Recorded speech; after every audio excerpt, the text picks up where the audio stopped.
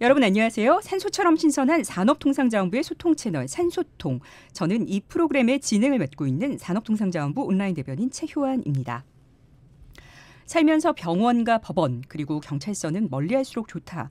그만큼 몸이 아프거나 사건 사고가 없도록 건강관리 잘하고 남들과 분쟁 없이 잘 살면 좋다는 의미죠. 그런데 지난 7월 산업통상자원부 국가기술표준원이 경찰청을 방문했습니다. 무슨 잘못을 저질러서 찾아간 것 절대 아니고요. 국가기술표준원이 경찰청을 디지털 포렌식 분야 제1호 한국인정기구 국제공인시험기관으로 승인했기 때문인데요. 한마디로 우리나라 경찰청이 특정 분야에 대한 시험 및 검사 역량이 있음을 국제적으로 인정받았다는 뜻입니다. K-팝, K-방역에 이어 이젠 K-캅의 수사 방식이 세계적으로 인정받았다고 생각해도 과언은 아닐 겁니다. 그런데 어떤 과정으로 인정을 받았는지 이야기 안 들어볼 수 없겠죠. 그래서 세 분 모셨습니다. 산업부 국가기술표준원 이용현 연구관님, 경찰청 사이버안전국 정경모 연구사님, 배상훈 프로파일러님 세 분 자리하셨습니다. 안녕하세요. 안녕하세요. 네. 안녕하세요. 먼저 그 배 프로파일러님은 사실 그 너무 이렇게 매체에서 많이 뵌 분이라 저 지금 막 약간 연예인 만난 듯한 느낌. 근데 훨씬 실물이 이렇게 뭔가 화면에서 봤을 때는 되게 이렇게 약간 무서워 보였는데 되게 이렇게 온화하시고. 그게 온화하진 않습니다. 아 그렇군요. 네, 매우 신경질적입니다. 예. 시니컬하시군요. 예. 근데 배상훈님, 물론 요즘은 너무 프로파일러에 대해서 굉장히 또 매체에서 많이 알려져 있긴 하지만 그래도 프로파일러가 정말 뭐지? 어떤 거지라고 약간 모르시는 분들 있을 수 있어요. 프로파일러의 이런 직업이 어떤 건지 한마디만 조금 정리하고 할까요? 예, 경찰청에서는 프로파일러라는 것보다 먼저는 범죄 심리 분석관이라고 먼저 공식적인 명칭을 썼고요. 네. 그 바로 전에 채용될 때는 공식적 채용은 범죄 분석 요원으로 채용을 했었습니다. 예. 2005년, 6년도에 범죄 분석 1기, 2기, 3기 이렇게 특채를 했었고요. 요원 1기신 거예요? 예, 제가 1기. 뭔가 요원이라니까 되게. 그러니까 네. 에이전트 느낌이 되죠. 그리고 공식 명칭은 범죄 심리 분석관이고요. 그냥 국제적으로 통용되는 건 크리미널 프로파일러라는 건 국제적인 네. 통용인데 주로 네. 미국의 FBI에서 부르는 이름이기 때문에 국제 통용으로 그렇게 하고요. 예. 근데 주로 이제 범죄 심리를 주로 하는데 이상 범죄를 저지르는 범죄자들의 강력 범죄자들을 수사하고 평가하는 그 작업을 하는 수사관이자 평가관 이렇게 보시면 될 것 같습니다. 근데 그럼 요원으로 선발되시기 전에는 어떤 분야를 조금 공부를 하신 건가요? 저는 전공은 화학이었고요. 예, 근데 석박사를 인류학하고 사회학을 했습니다. 그럼 박사는 사회학으로 예. 하신 거예요? 사회학인데 이제 학부는 화학, 예. 석사는 인류학, 박사는 사회학. 사회학인데 주로 이제 저는 라이프 히스토리를 주로 하는 제가 한 약간 거는 생애사 쪽. 예, 생애사 맞습니다. 그러니까 저기 위안부 피해자 할머니들의 생애사 재구성, 뭐 징용 갔다 온 분의 생애사 재구성. 그 중에 하나가 이제 살인범들의 생애사 재구성. 그런 쪽으로 또 연구를 하셨구나. 그러니까 우리가 보통 프로파일러라고 하면은 주로 당연히 심리학과를 그렇게 생각하죠. 근데 국제적으로 이거 미국적 기준으로 봐도 심리학만 전공한 프로파일러는 그렇게 많지 않습니다. 맞아요, 그럴 것 같아요. 근데 저희는 좀 좁게 생각해서 그렇죠. 오히려 미국은 크리미널러지라는 범죄학 분야가 훨씬 더 넓고. 그러니까 뭔가 통시적으로 좀 봐야죠. 그 범죄자가 왜 그렇게 탄생했는지를 알아야 되니까. 그렇죠. 그래서 가족 전공인 사람도 있고 아동학 전공인 사람도 있고 대단히 다양한 분야를 가지고 있는 것이 프로파일러의 베이스가 될 수 있습니다. 네. 그 중에 한 분야가 이제 여기 앞에 연구사님 계시지만은 법과학을 했던 분도 도움이 됩니다. 이제 이따도 말씀드리겠지만 이제 이런 겁니다. 어떤 해커가 프로그램을 짤 때 매우 독특한 방식으로 그걸 짜는 해커들이 있습니다. 그걸 추적하는 것도 프로파일러들이 하는 영역이 또 하나인데 이따 또 말씀드리겠지만 그러니까 되게 다양한 프로파일러 영역은 되게 다양합니다.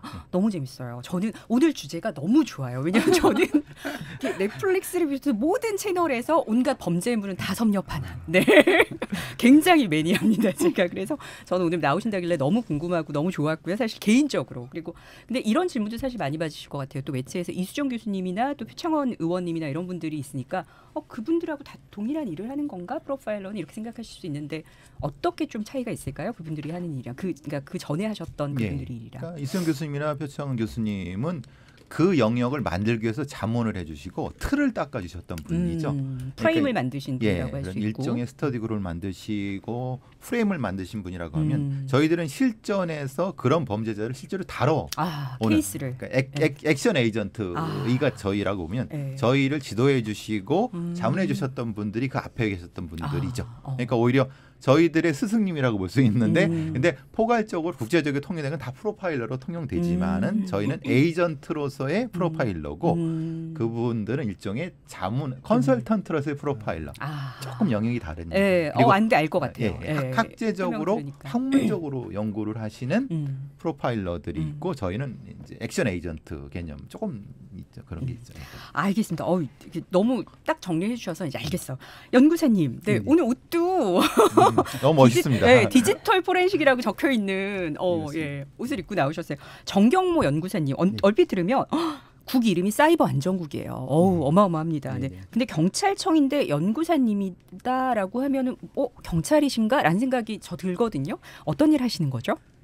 저희는 이제 그 경찰관들도 있지만 이 앞전에 저희가 2000년도부터 이제 그 포렌식 업무를 해오다가 이제 외부의 어떤 그 기술들을 이렇게 영입을 해야 되거든요. 경찰관들이 이제 할 수 있는 수사 기법이 있고 외부에 있던 어떤 전문가들을 영입한 게 저희 연구사들이 되는 거죠. 그래서 이제 외부의 기술과 그다음에 수사관들의 수사 기법이 연결돼서 지금의 포렌식이 나오게 된 거거든요. 자, 들으시는 분들은 포렌식이 뭐지? 나만 모르나? 근데 괜찮습니다. 저도 모릅니다. 그래서 포렌식은 오늘 주제 굉장히 중요한 주제이기 때문에 포렌식에 대한 설명이 있다. 아주 길게 연구사님이나 다 해주실 것 같아요. 그래서 어쨌든 그런 일을 살짝 한다고 조금 맛배기로 얘기해 주셨고 좀 더 여쭤보겠습니다. 네. 그리고 사실 저희 산업통상자원부의 하나의 이제 그 실 중에 하나인데요. 국가기술표준어는 굉장히 중요한 그리고 저희 팟캐스트의 단골 게스트십니다. 정말 우리 부의 완전 콘텐츠를 담당하시는 얘기되는 국가기술표준원이라는 곳에서 이용원 연구관님 나오셨어요. 국가기술표준원은 어떤 곳이에요? 국가기술표준원은 크게 네 가지 업무를 하고 있습니다. 표준, 안전, 적합성 평가, 기술 규제 이렇게 네 가지 영역의 업무를 하고 있고요. 표준을 제정하고 그다음에 안전부에서는 국민을 위해서 어떤 제품 안전 기준을 만드는 역할을 하고 있고요. 그다음에 적합성 평가는 만들어진 표준을 이용해서 어떤 시험기관이 그 표준에 적합한 활동을 하는지를 인정하는 역할을 하고 있습니다. 그리고 나머지 이제 기술규제국에서는 무역상 기술 장벽을 대응하는 업무를 하면서 기업들이 어떤 그 무역 규제를 받지 않고 잘 수출할 수 있도록 지원하는 업무를 하고 있습니다. 분쟁에 휘말리지 않도록 잘 백업을 해주시는. 아유 중요합니다. 오늘 되게 들으시는 분들이 막 너무 생소한 저도 사실 생소한 용어들이 되게 많이 나와요. 그래서 연구관님 먼저 그러니까 저희가 오늘 이 주제를 마련한 게 국가기술표준원에서 한국인전기구라는 토라스라는 곳을 그러니까 인정기구라는 곳이 있는 거잖아요. 그렇죠? 운영하고 있기 때문에 지금 부른 건데 인정기구는 또 뭔가요? 인정기구는요. 세계적으로는 국제인정기구라고 하는 기구가 있고요.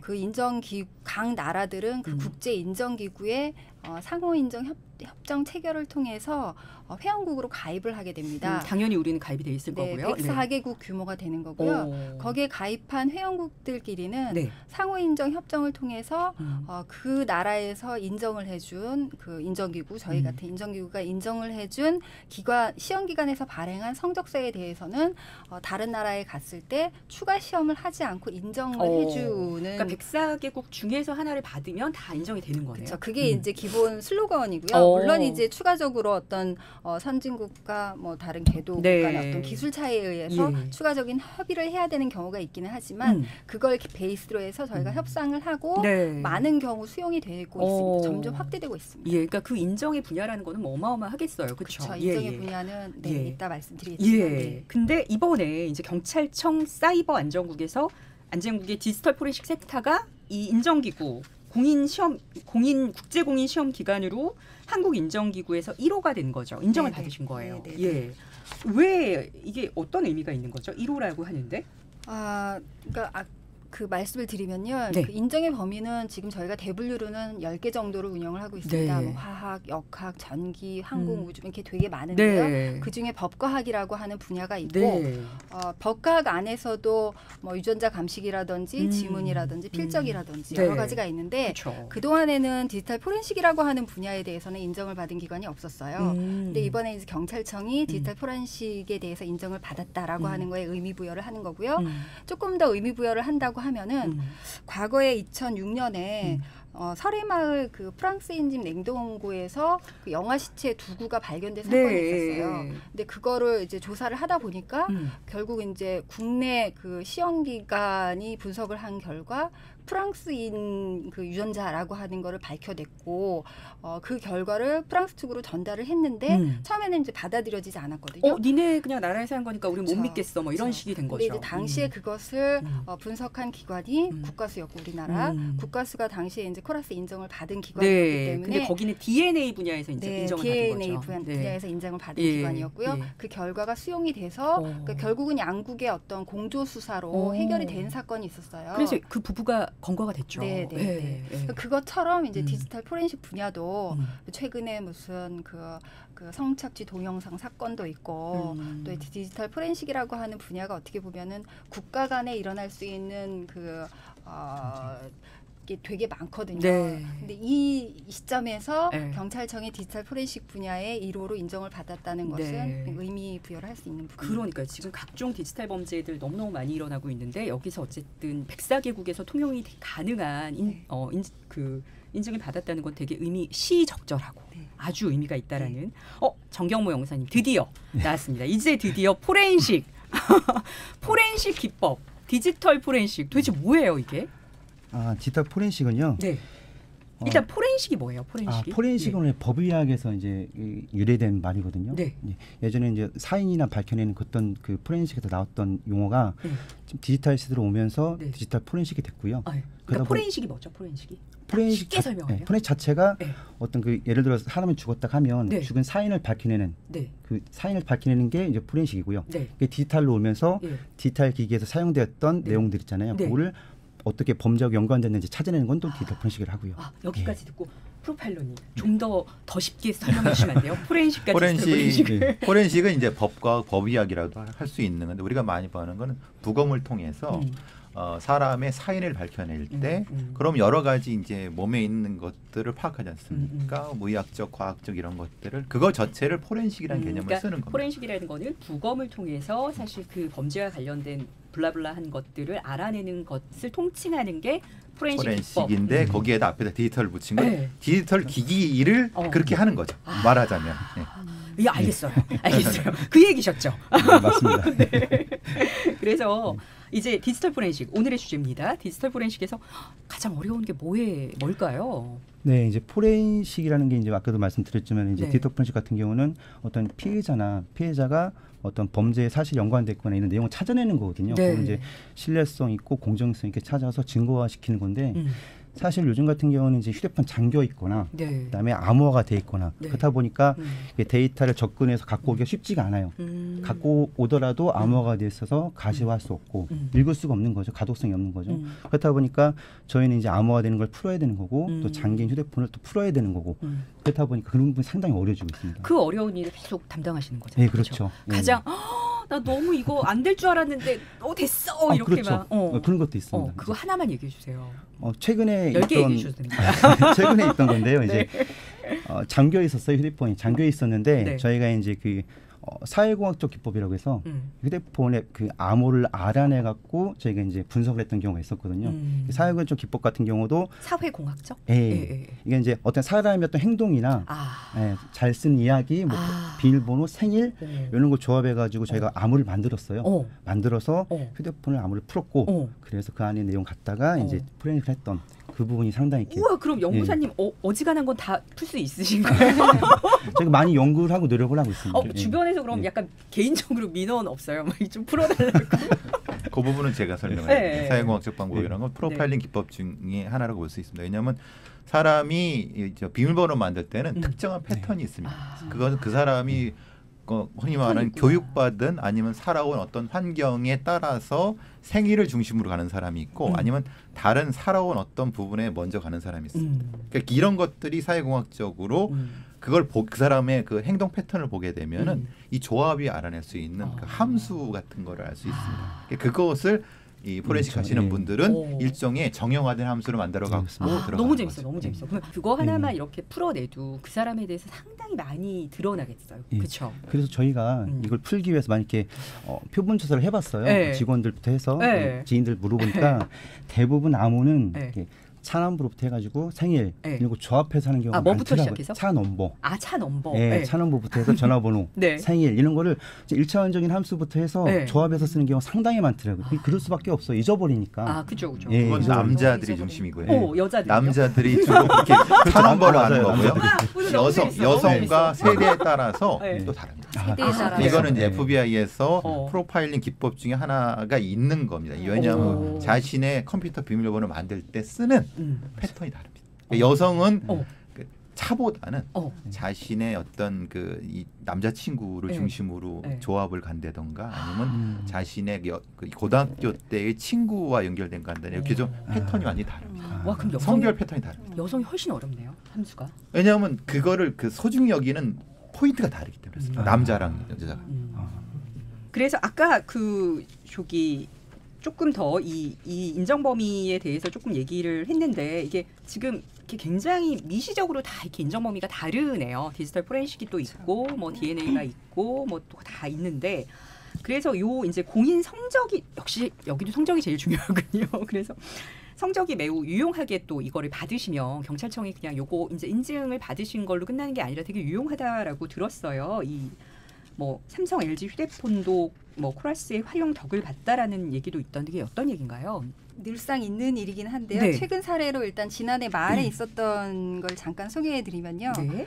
지난해 말에 이제 파나마 정부에 수출을 하고 있는 삼성, LG가 아마 이제 110억 원 정도의 규모를 수출을 하고 있었는데 그 분야가 이제 에어컨 냉장고 제품이었어요. 근데 파나마 정부가 새로이 이제 규제를 만들어서 파나마에 수출을 할 때는 파나마 정부가 제시한 성적서와 인증서 이런 것들을 이제 받아야 된다. 이렇게 이제 공고를 한 거죠. 근데 그거에 대해서 이제 그 전에는 그런 게 없다가 새로이 만들어진 형태가 되다 보니까 우리나라에서는 아직 준비가 안 된 상황이고 이제 그거를 입수를 한 그 코라스 사무국에서는 이제 어떤 시험 기관이 그 시험을 할 수 있도록 빨리 이제 조치를 취한 거고 그 조치에 의해서 삼성전자, LG전자 이런 그 기업들이 우리나라에서 시험한 결과를 파나마 정부로 제출을 함으로 인해서 어떤 시간과 비용을 절감할 수 있는 효과를 얻게 됐고요. 국내에서 그 인정을 받는다라고 하는 것의 의미는 외국에 있는 시험기관에서 인정을 받을 경우에는 시료를 운송을 해야 되는 운송비도 따르게 되고요.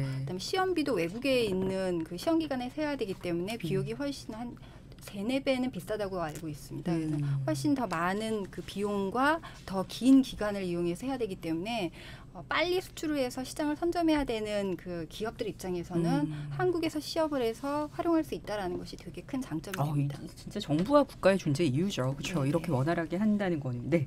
여러분이 지금 산업통상자원부 팟캐스트 산소통과 함께하고 계십니다. 오늘은 국가기술표준원에서 경찰청을 디지털 포렌식 분야 1호 인정기구 시험 기관으로 인증했다는 주제 얘기 나누고 있습니다.